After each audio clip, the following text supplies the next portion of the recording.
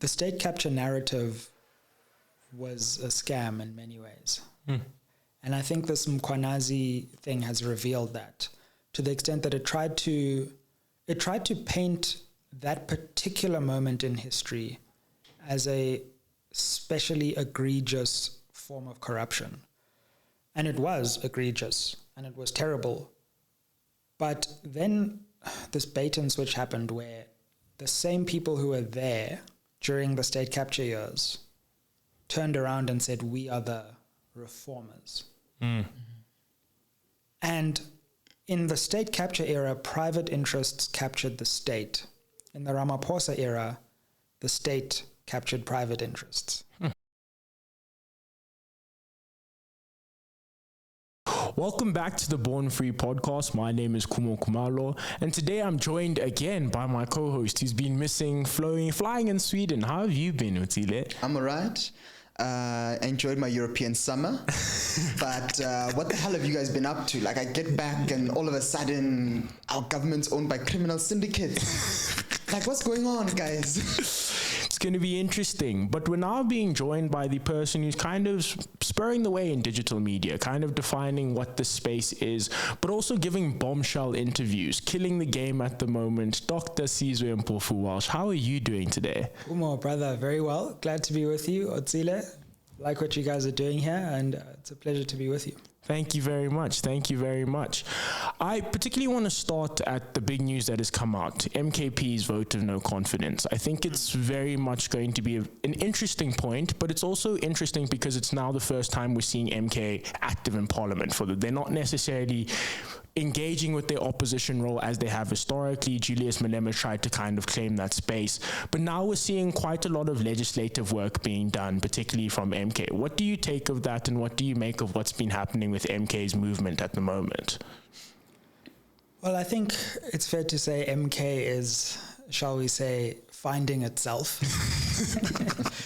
It seems to have 1,000 different strands of thought and 1,000 different currents going on at the same time. It's easy to dismiss MK as an incoherent force, and to be sure, there are really incoherent strands of MK, but there are, as I think you allude to, some coherent strands at the same time. So in a recent by-election that just happened in Gauteng, MK got 21% from something like 14, and I'm like, how is MK still growing electorally with all this chaos? You know, and it's a fascinating mystery that we need to unfurl. So I think there is a move, particularly with Dr. Sizwe, to try and take the parliamentary opposition work to the next level. Colleen Makubele in there now, but then we also see these weird moves where they vote for the budget, and you're like, yeah, what's going on? So I think there's a lot going on. It's, as Aubrey Machikri said to me in a recent interview on SMWX,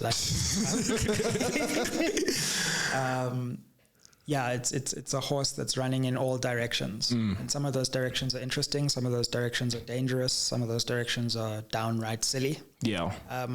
But this motion of no confidence is interesting because Zuma suffered, I think, 8 motions of no confidence. So he understands what it means to a presidency. And even if the first one doesn't work, it's usually a slippery slope for a president once there's one motion, because this one doesn't work, but then a second one comes, and then a third one comes, and then usually that's how Zuma actually left office. It was the motion of no confidence threat which forced him to resign. Do you think MK at the moment is capitalizing particularly on what's been happening in KZN and using much of their base to ensure that they can control the narrative and the discourse? Or do you feel as though they actually now start trying to be a good political party in parliament and actually engage in political discourse in a better way? I think they're trying to do many things, some of which are premeditated, others are just mistakes. The KZN base seems pretty solid. And as I say, they're making inroads in Gauteng, which is quite surprising to me. There was a poll done by the Center for Social Research, I think they're called, and terrible interpretation, but great polling. So I look at the actual numbers. They're like, South Africans don't care about racism. It's like, no, that's just, it might not be the obvious thing, like if you're answering a poll, but it doesn't mean it's not a deeper problem. But yeah, so I look at their polling, and I did so before the election, and I think was able to call the election closer than many last time. And in a recent poll, they had the MK at 18% from 14 again. And I'm like, this is when Floyd is leaving. This is like when there's all this turmoil. So they're growing. It's going to be a race for MK to, will they disintegrate before they get to the next election? But if they do, then they'll grow, and that growth will spur them. So goodness only knows what will happen. Yeah, a lot of people are quick to reduce MK to Zulu nationalism, and I think sometimes it undermines the nuance that exists, particularly with MK. And we're seeing now in Gauteng in the by-elections, we've seen in recent by-elections that they've done pretty well. Yeah. And at the end of 2024, a lot of people were like, there's a lot of leadership issues that are happening. Floyd Shivambu had recently just left the EFF before he no longer, Floyd.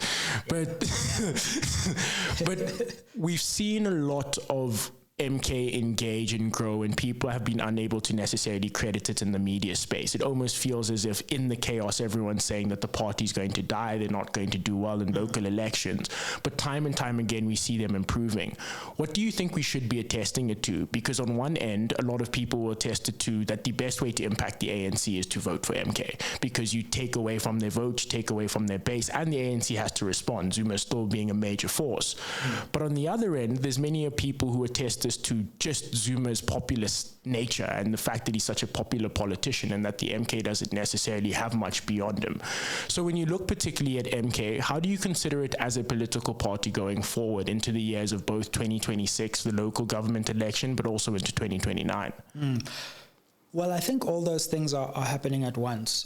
I think for sure there is a certain amount of solidarity, and certainly KZN is an MK stronghold, and there is a certain amount of identity solidarity going on. I don't know if I would define it as Zulu nationalism. It's just the same kind of identity solidarity that's in all politics. You know, we don't call DA supporters white nationalists.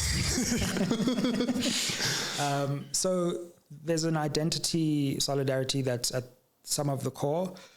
There's Zuma, who's just popular and popular in places outside of KZN. So there's the Zuma factor. There's the MK message, which, whether we like it or we don't like it, is clearly resonating with some people. And that message is the ANC was once noble.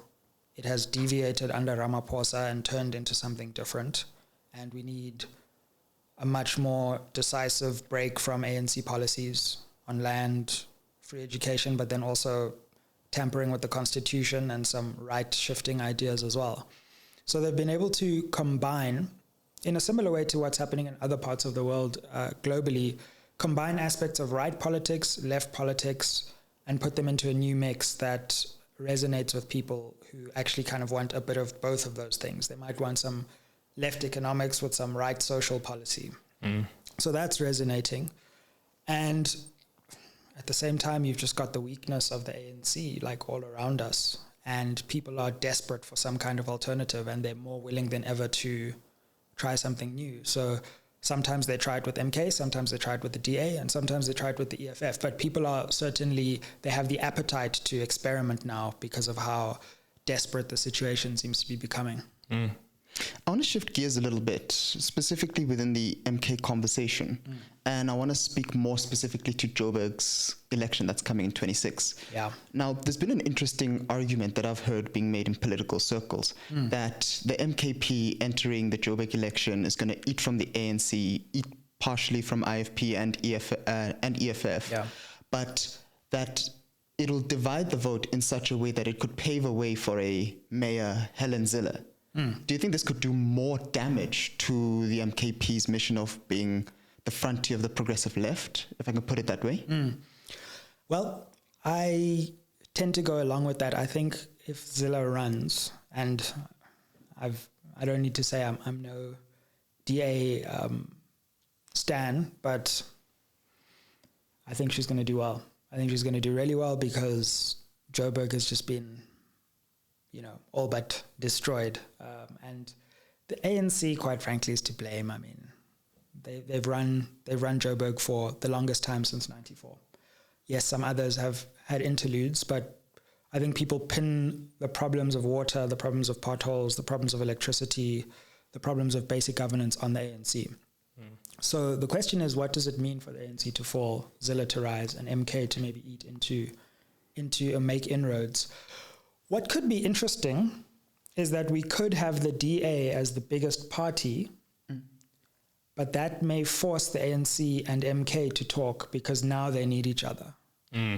So we could have an ANC, MK, EFF, Joburg coalition because they now want to keep the DA out, because the calculus is different in Gauteng to nationally. So that's something we might see. What we also might see, though, is if the DA has a really good election, which I think they are going to at present, they might become more bullish in the negotiations and say, okay, cool, you've given us, if you want to keep this GNU thing, you're giving us mayor of Joburg, you're giving us mayor of this. Oof. Otherwise, we're pulling out, right? So this GNU has to and Gauteng, by the way, is also part of that. So we want Gauteng, we want Joburg, we want or we'll go and form a coalition with whoever we want. So it's going to be interesting. But the ANC, here's the mystery I don't get, right? Why doesn't the ANC just govern a little? Not even a lot. I'm not asking for a lot. Just a bit, so that people are like, Because my view is always like, and ANC people might be shocked to hear this because I'm always so critical of them, but the default position of most South Africans is ANC support. And then they let you down, and then you're like, okay, I would love to vote for you, but unfortunately, like, this is just getting bad, right? So if the ANC like just did minimal governance things, it would be so easy for them. And I can't figure out, like, I'm not asking for like turn Joburg into the next smart city, but minimal things, it would be so much easier for them. And I can't figure out why they can't just do the basic things. But do you think the GNU will survive? Like a scenario where the ANC starts working with the MKP and the EFF and they realize this is maybe more workable than this person that's been threatening to divorce me like since day one. Yeah. In that scenario, does the GNU survive, or does Ramaphosa somehow manage to hold it together? Maybe not for his full tenure. I personally am not of the opinion that he'll finish his term, but Agreed. If that happens, does that GNU survive in its present context, and what does that mean for 29? I don't think so. But I agree, it will limp along for a while. It's proved quite resilient to shocks so far, but it's all gonna come crashing down at some point. It's just a question of when, in my view. I don't believe we actually currently have a GNU. I think what we have is, well, I call it a multi-party coalition, but that's just me being pedantic and spicy. But I think the ANC sat back. So here's back to my earlier, why doesn't the ANC just govern? ANC is absolutely terrible at governing and absolutely brilliant at negotiating for power. Because for comrades, it's a full-time job to negotiate. They've been doing this since they were like, in like COSAS and stuff. So like they know how to move the power situation. So I think ANC sat back and they said, okay, the markets need us to have this GNU thing. So we'll have the GNU when the markets need it. But when the markets don't need it, we will have an ad hoc coalition at different times. So we will dispose with the DA and we will vote with the EFF and MK when it suits us. And when it doesn't suit us, we will go back to GNU mode. So the ANC has managed to maneuver itself into this position that it can use the DA when it wants to, and it can use EFF and MK when it wants to. And so we kind of have this shape-shifting coalition. And over time, probably the DA is going to get wise and angry with this, as they already are. And at the same time, in parallel, Ramaphosa's presidency is losing its strength. Because people are just tired of it at the moment. So I do see that we will still have coalitions. There may be multi-party coalitions, but in my view, they're going to continue to evolve and have different parties at different times. And I can foresee a moment when the DA no longer is part of the executive. I'm curious to know, because this is something I always frame. I always say that the ANC is the most central party that exists in South Africa. The left and the right clearly show that they're not willing to work together, and that's much of the reason why we have the formation of the GNU. Yeah. If we look more particularly into the left just for a second, we're also seeing the EFF and MK go at it. And recently, Julius Malema has come out once again to speak out quite strongly against Zuma. And we continue to see this back and forth where it seems like it's a personal agenda, and it seems like these two individuals who once used to fight in the ANC are now just fighting within left politics. A world where the EFF, MK, and the ANC comes together, the major question is who's leading. Because one of the things that is very telling is that Jacob Zuma always attests to the fact he wants to return to the ANC, he wants to make the ANC of old. Julius Malema doesn't necessarily have a vested interest within the ANC, but there's this conversation to say that at some point these people will be co-governing, they will be doing things together. Yeah. The reality of it is that there isn't necessarily a willingness to come together, and there isn't necessarily an ability for them to act as a collective opposition as they stand at the moment. So what prospects do we actually give to them coming together and being able to govern? Or do you think it's really just been framed that way because the right has kind of framed itself as the ANC or nothing?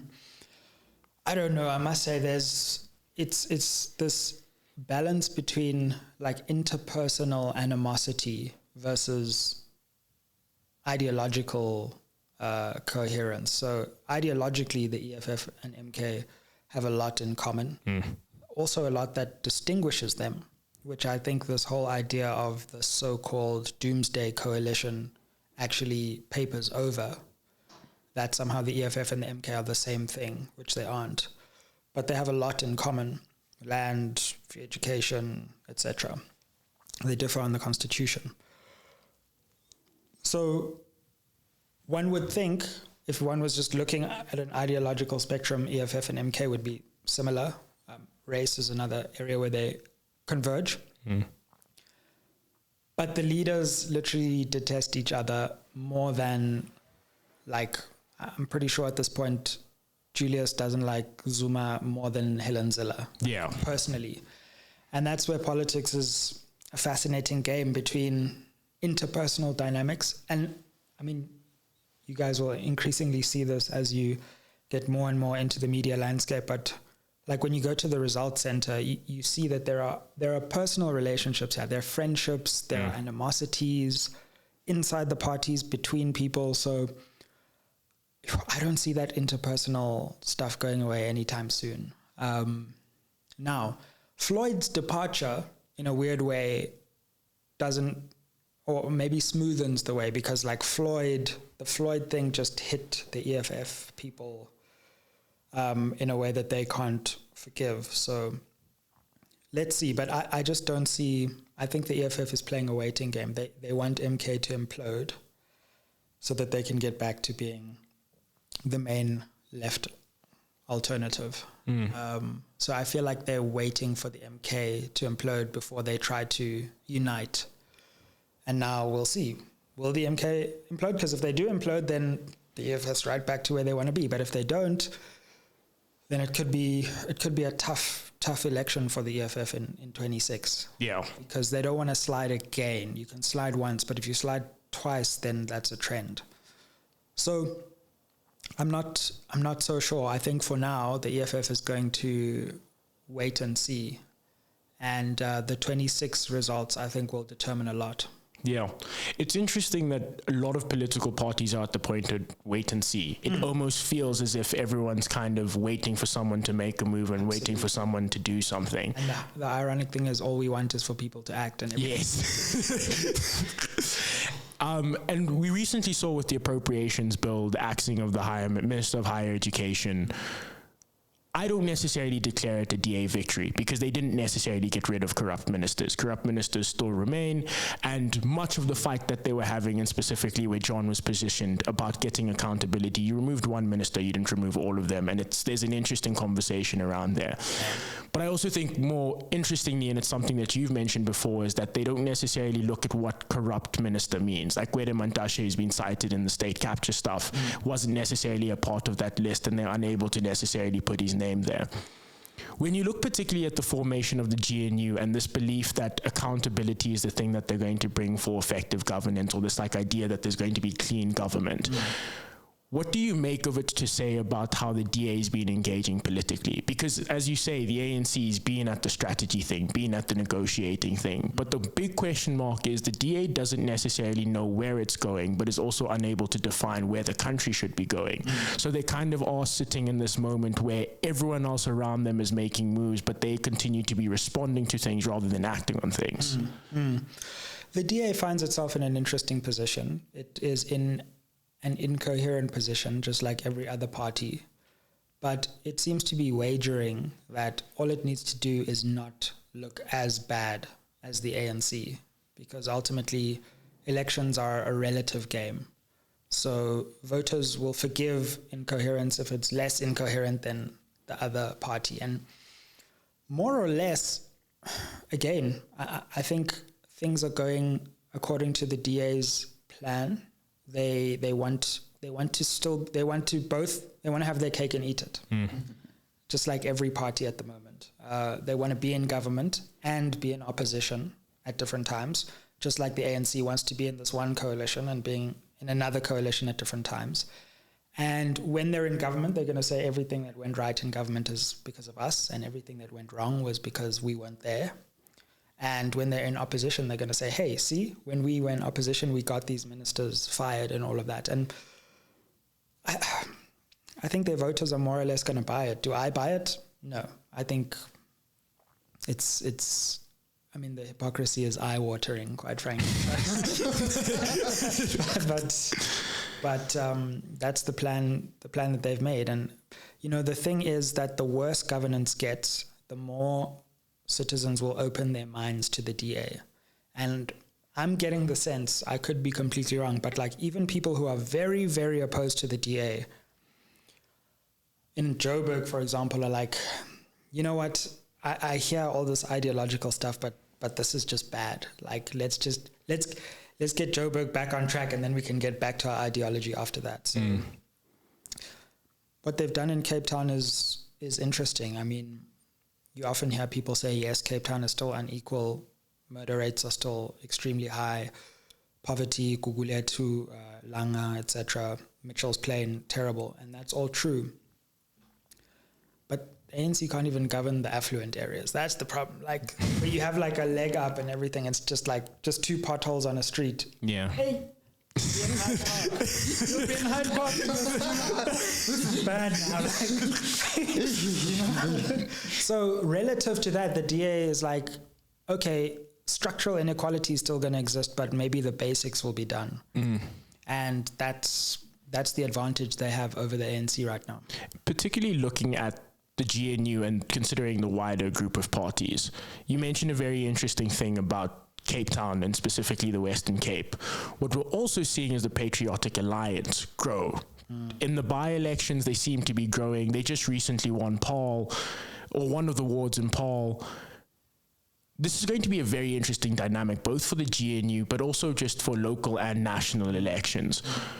What do you necessarily make of the fact that actually the PA might sit right in that middle ground of being able to say we're able to address inequality and we're able to potentially govern? Well, things have got tough for them with its recent... The bandits are doing their thing.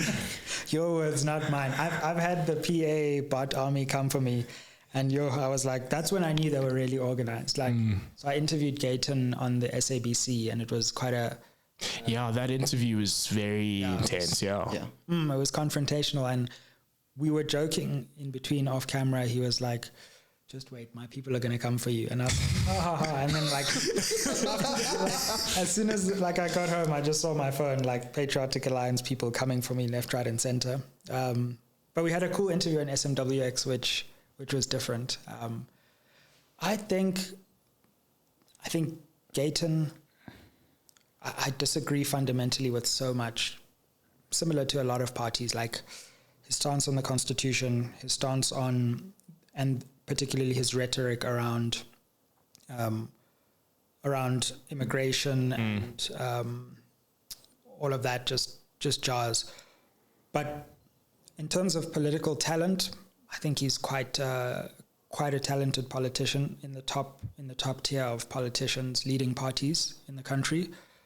So I think an interesting thing is going to happen. I think the PA will eat into the DA in the Western Cape, but the DA is going to recover those gains in other places like Gauteng. So they won't be as dominant as they were in the Western Cape, but they will be bigger than they were in other places. So we're going to have a lot of fragmentation in a lot of different places. ANC national dominance is coming down. DA Western Cape dominance is coming down. But at the same time, DA is growing in some other places. Yeah. Yeah, no, Khumo stole my question there. But I want to get into ANC succession. But before I get there, I want to talk about DA succession. Oh, yes. Because their conference is coming up in 26. I think it's the first of the GNU partners that's going to have its elective conference. Yeah.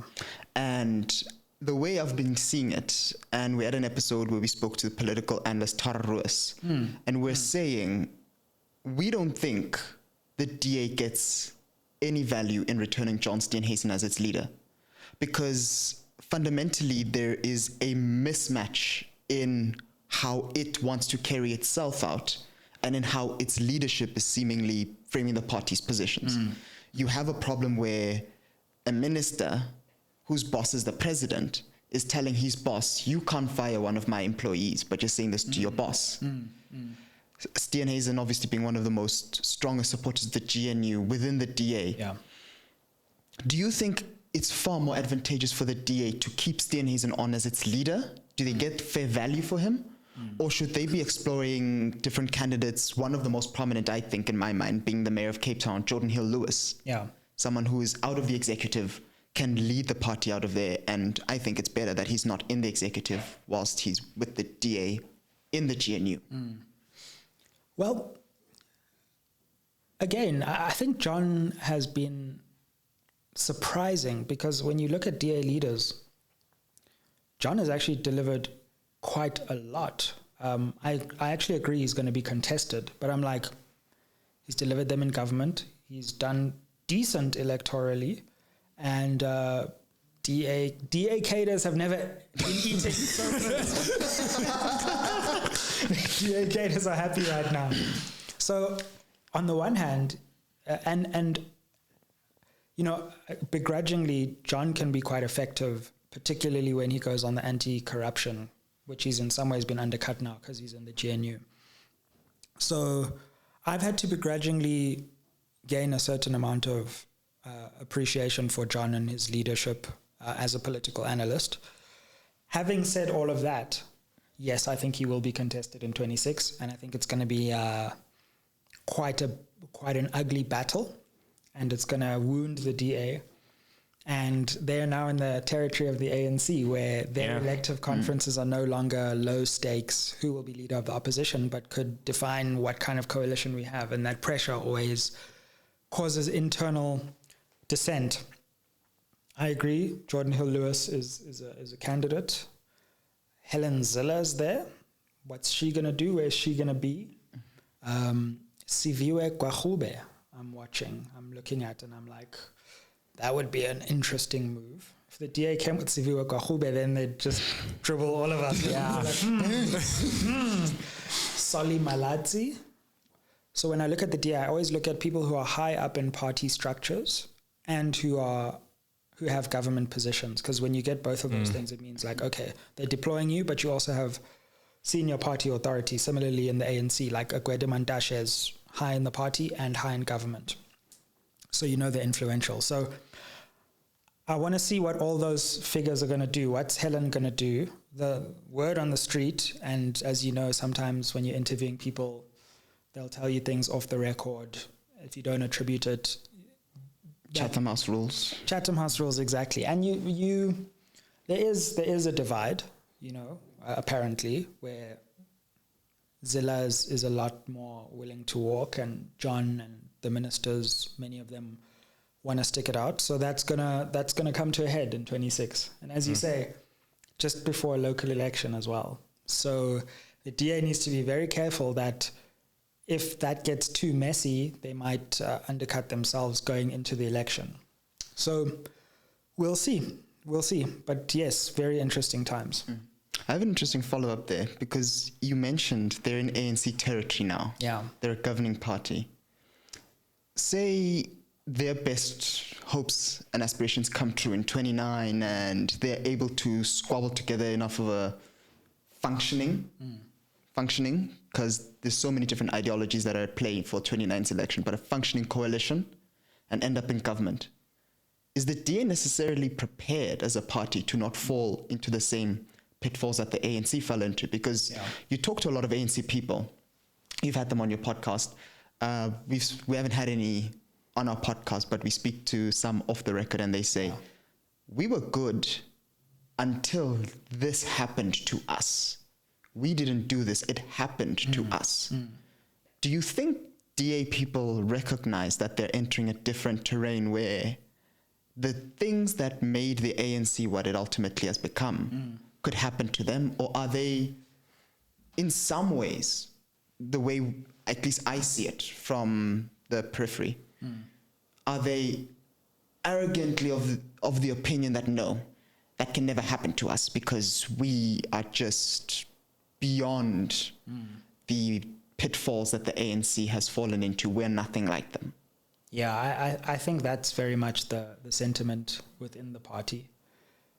But the greatest test is power. In fact, I often marvel at the way the ANC was able to withstand so much during the anti-apartheid struggle, remain organized, fight despite dizzying odds. And then when power and money came, it all fell apart, you know. So who's the DA to think it won't happen to them, you know? But I don't think we're ever going to get to a point where we have another 50+1% party. I think the game is now going to be who can be the biggest party, who can get a plurality, but I don't see us going back to who'll get a full-on majority. So 29 for me is going to be about who can get to 33 or 35%. And we might have a fragmented spectrum where it's 30, and you put the EFF and MK together, and that's roughly 20 or 30.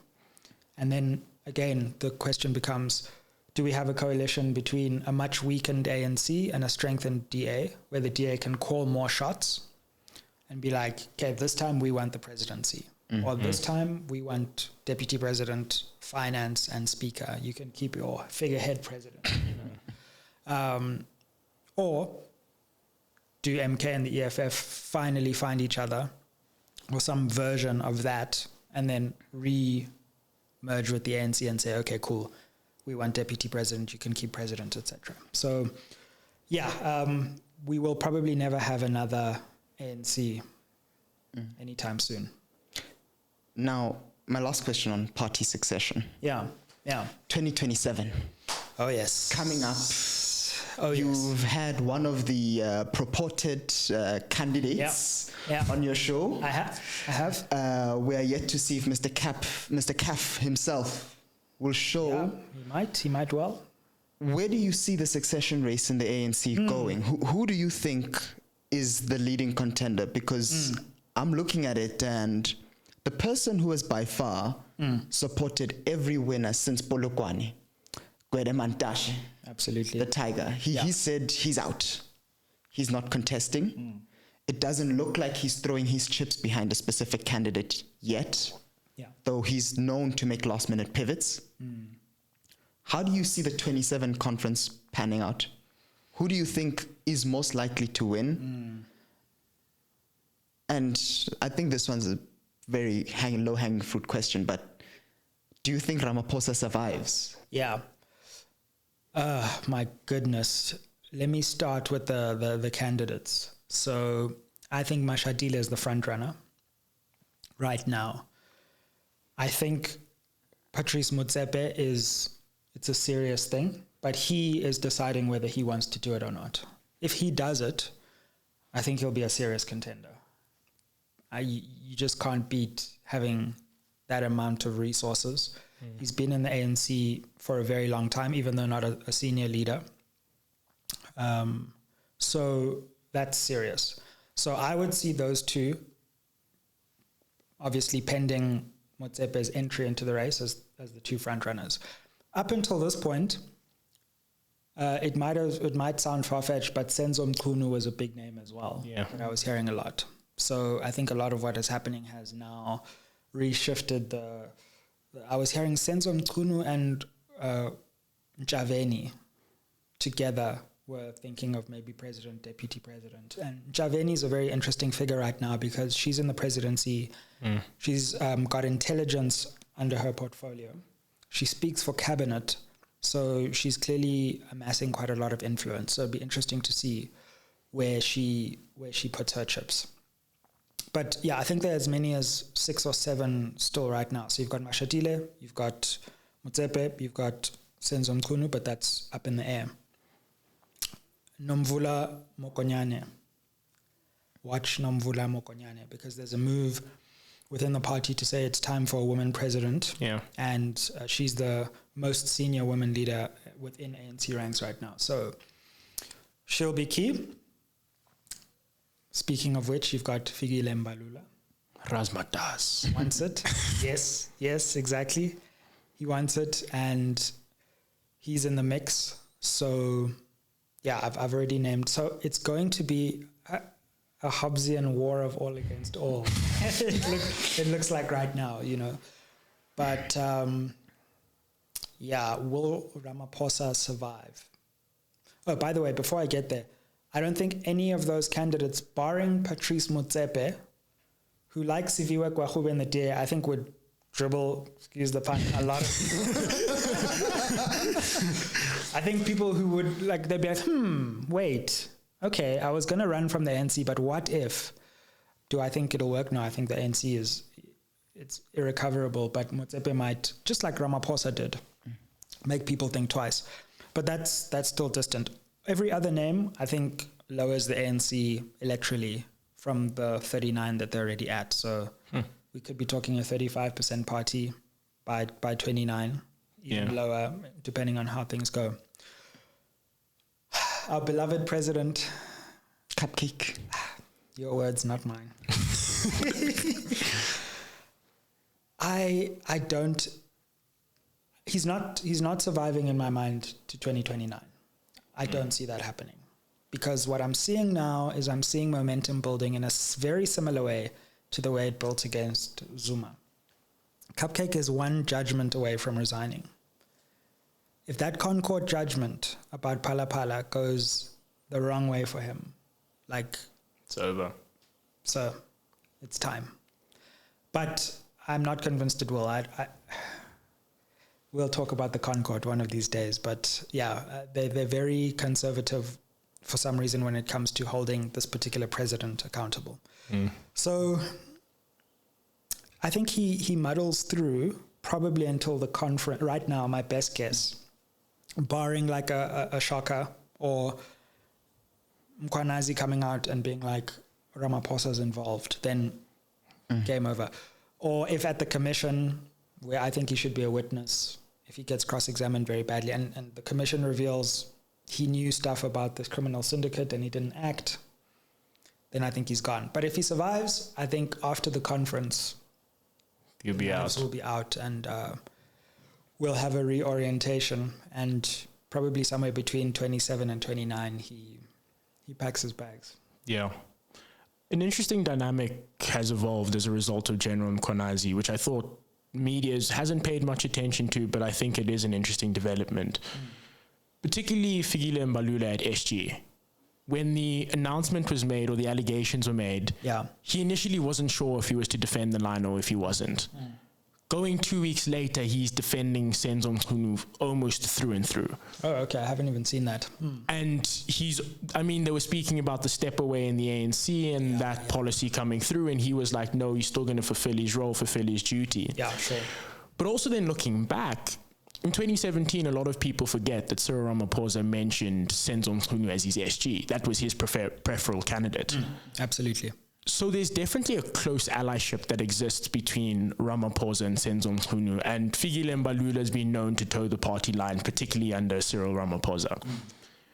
What do we make of this three-headed piece that's been moving? Because what I think is interesting is that as much as the allegations have been a big thing in the Commission of Inquiry, which we don't know if it's going to be public or not as of this moment, there's a lot to be gained and there's a lot to be lost if either one of them are implicated. Of course, Senzo Mkhunu is now running, no, I wasn't an associate, he was my comrade, trying to differentiate between the two. Cyril Ramaphosa very much holds the cards in whether or not this thing is going to become public. And the SG's known that he's running potentially for presidency. All of these three people within this dynamic seem to be protecting each other in ways that we haven't historically seen other ANC individuals protect each other. So where do you necessarily frame it in the conversation of where the party is moving forward? Do you think that there's actually more to be said, particularly by these three, and in the fact that they've delayed the NEC, that there actually is a lot more thinking going in the Cyril Ramaphosa camp to say that we actually need to define what the ANC party line is? Or do you think there's just a part of them that's trying to delay as far as possible to ensure that none of them are implicated? Well, I think the ANC was completely blindsided by General Mkhwanazi's press conference. And it has, every so often a defining thing happens in politics and you're like, wow, this is a game changer. The last time I said that was the formation of MKP, where I came out, I did an analysis video and I was like, because you'll remember people were like, what's this? It's December, like what's Zuma doing? Bro, I was like, this is going to change stuff.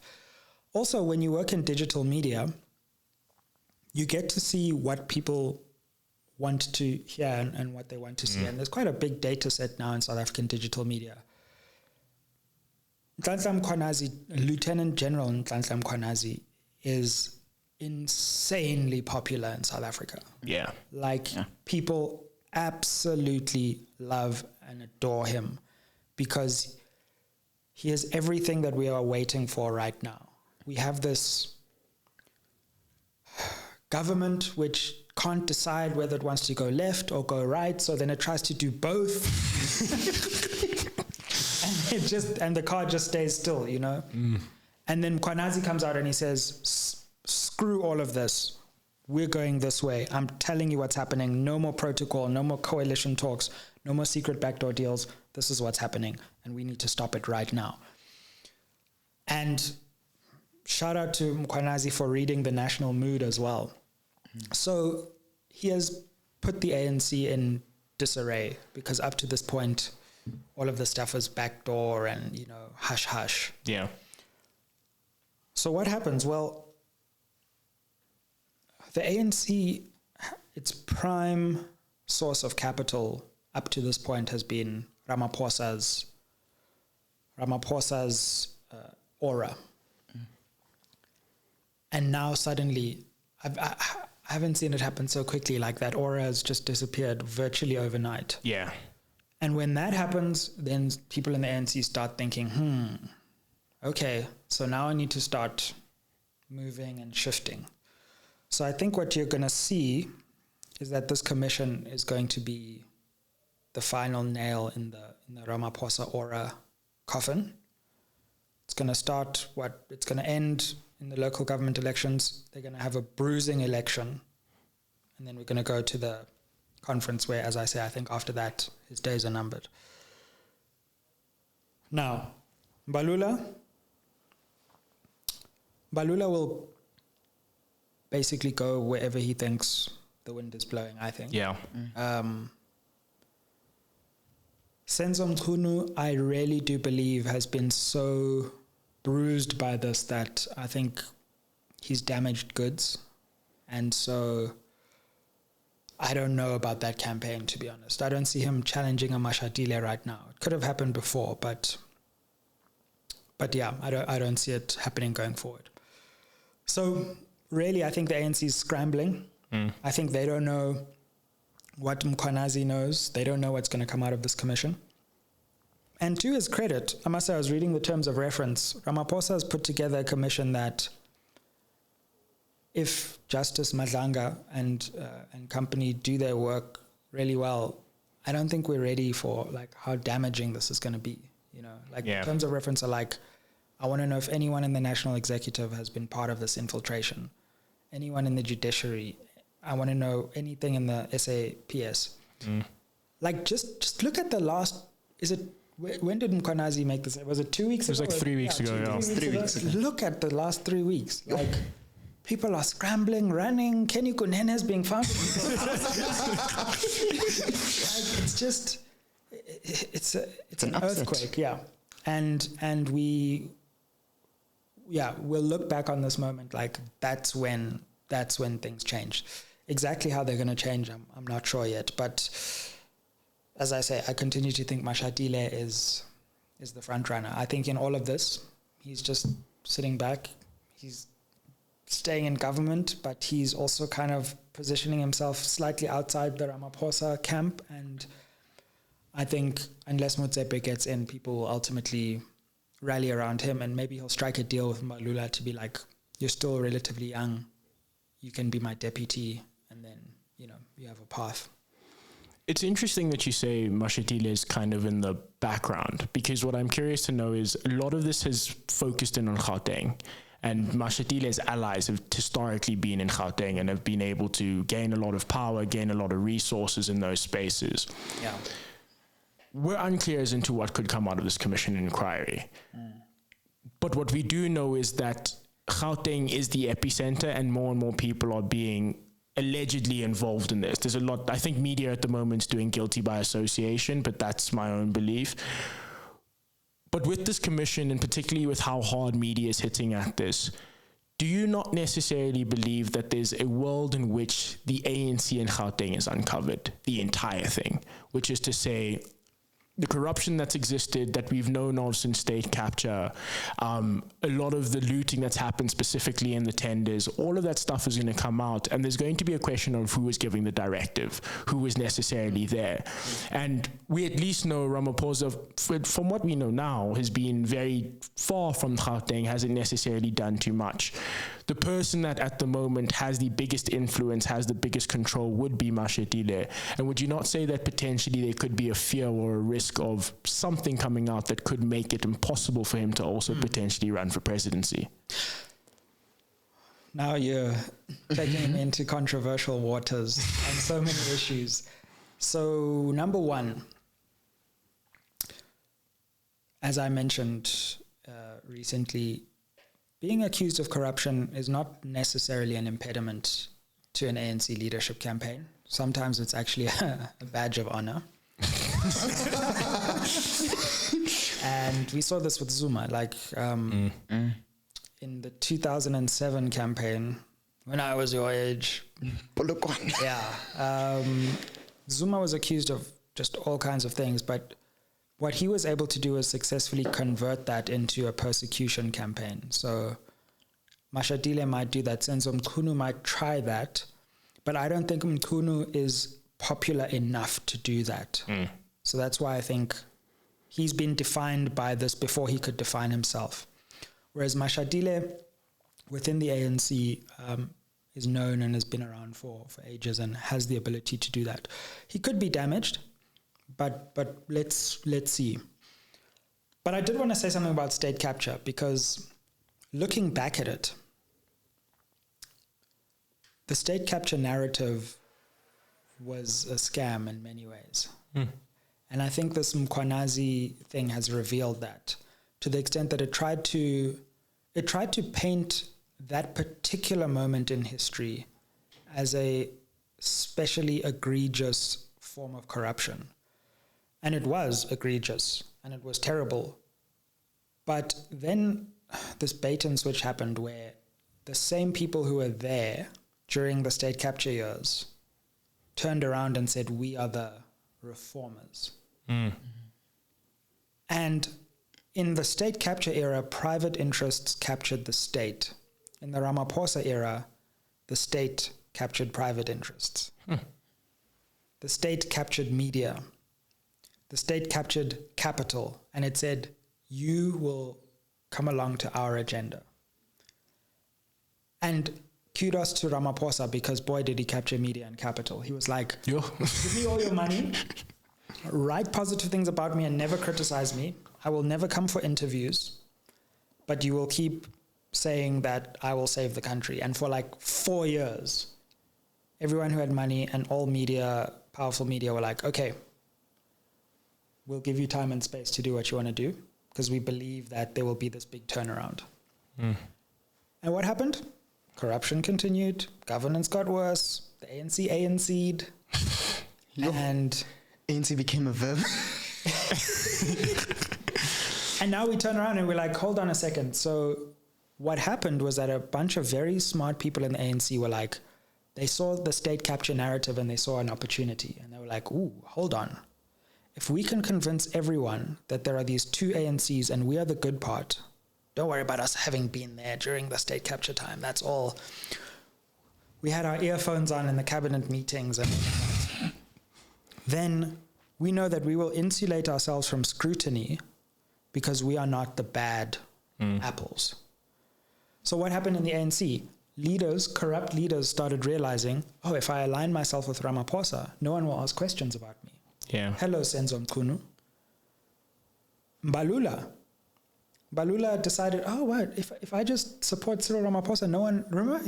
Remember how he became clean? Like, he became this interesting figure in the GNU negotiations and stuff. Why? Because people... Mandashe was the biggest Zuma supporter you've ever seen. He defended Nkandla. He defended the fire pool. He defended the Waterkloof landing. Him and Zizi putting out fires left, right, center. And then state capture narrative, blah, blah, blah. And then suddenly when Mandashe became a Ramaphosa supporter, everyone was like, but he's a good guy. Come on, he's one of the good ones and all of that. So the ANC subverted the state capture narrative, confused people for 4 years, and now Mkhwanazi has made us realize that in some ways this corruption is a long continuation of everything that's been happening. And you can't separate the good ANC from the bad ANC. You can't carve out the slice of the cake that you like. It's all one cake. I want to say thank you very much. Thank you for your time. This has been insightful. I guess to everyone else, they need to go keep watching SMWX because you're absolutely killing it. The analysis has been amazing. And for everyone else out here at Born Free, thank you for watching. Please like, share, comment, and subscribe. And peace out. Thank you. Like, share, comment, Born Free podcast everywhere, YouTube, all podcast platforms, right? Yeah. What's our next milestone? Our next milestone is actually, this is going to come out on our new channel. So awesome. Yeah. Okay, so make sure you head over to that new channel. Really appreciate what you guys are doing. Liking what you guys are doing. Keep going. It's insightful. And I look forward to, seeing you grow and build within this digital media landscape. So let's do this thing. I feel like after that I need to say, yeah. You need a tagline, boys. Yeah. ANC going ANC, no. But everyone, thank you for making it this far. And that's been us, Born Free.